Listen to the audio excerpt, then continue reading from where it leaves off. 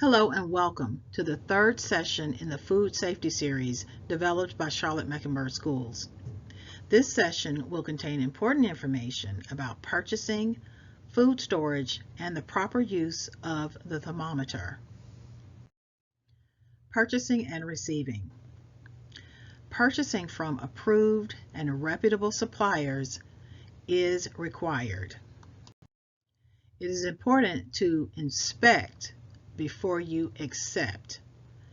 Spot check all delivery vehicles for cleanliness and proper temperature control. Inspect foods to minimize the risk for foodborne illness and liability. Storage, preventing cross-contamination and controlling time and temperature. The types of storage include refrigeration, freezer, and dry storage for food, utensils and equipment, and chemicals. First in, first out, FIFO. FIFO ensures proper rotation of foods in storage. When foods are received, put the oldest in the front and the newest in the back. Make sure to date everything and throw out any items that are past dated. Safe storage guidelines. Store food in clean, dry locations. Storage shelves must be smooth and easily cleanable. Shelving should be 6 inches above the floor.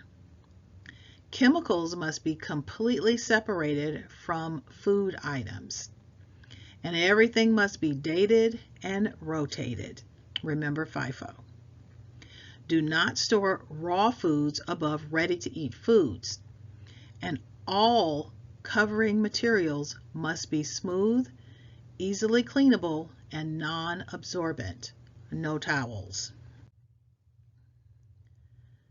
Temperature of storage units. Refrigeration must keep food at 41 degrees Fahrenheit or colder. The air temperature should be 39 degrees Fahrenheit or colder. The freezer must keep food at 0 degrees Fahrenheit or colder, and the air temperature should be 0 degrees Fahrenheit or colder.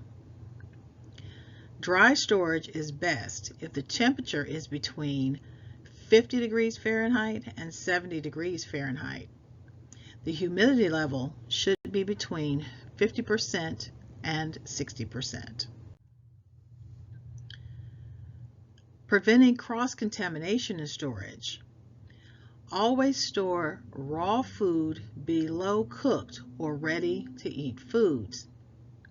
Produce should be separate from all other foods.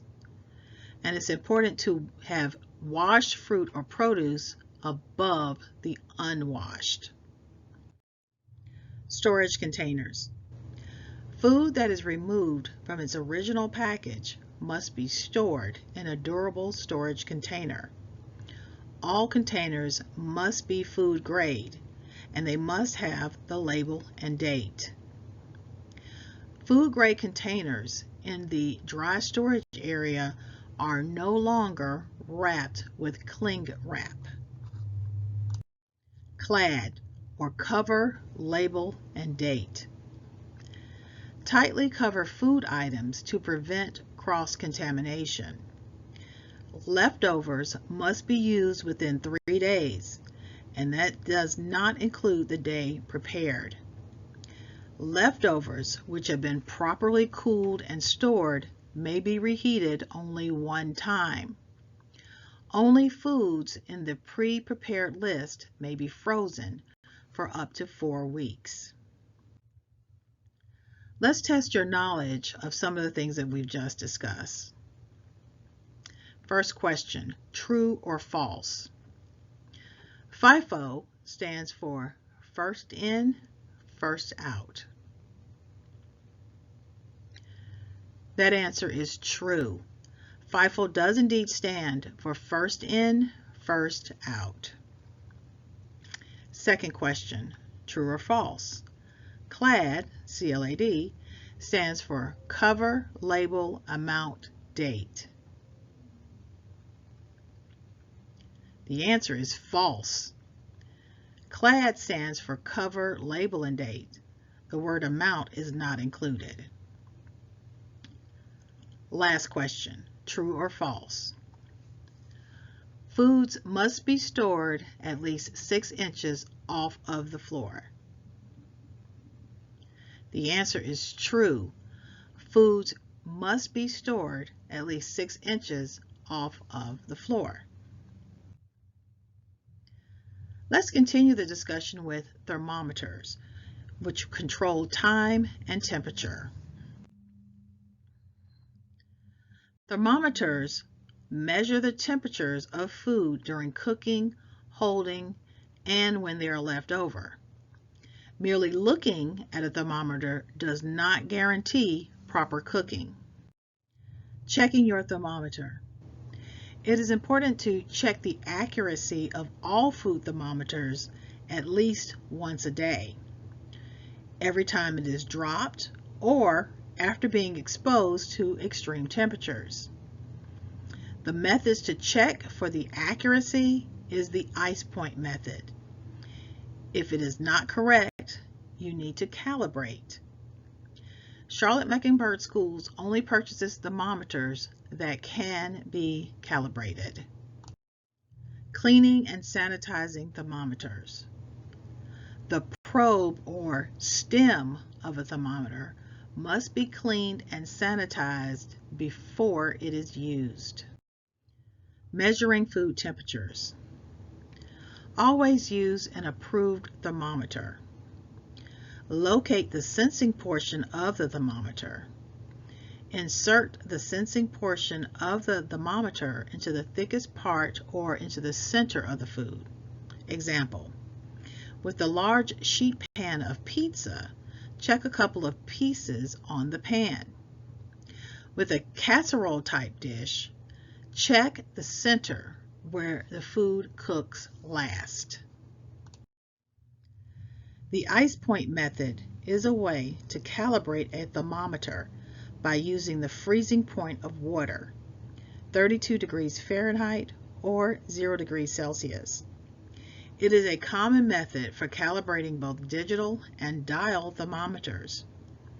Regular calibration ensures that thermometers are accurate and provide accurate temperature readings. Try to use more ice, less water. Don't touch the sides or bottom. And make sure it is calibrated to 32 degrees Fahrenheit. Note that the thermometer must be calibrated within 2 degrees Fahrenheit per North Carolina Food Code.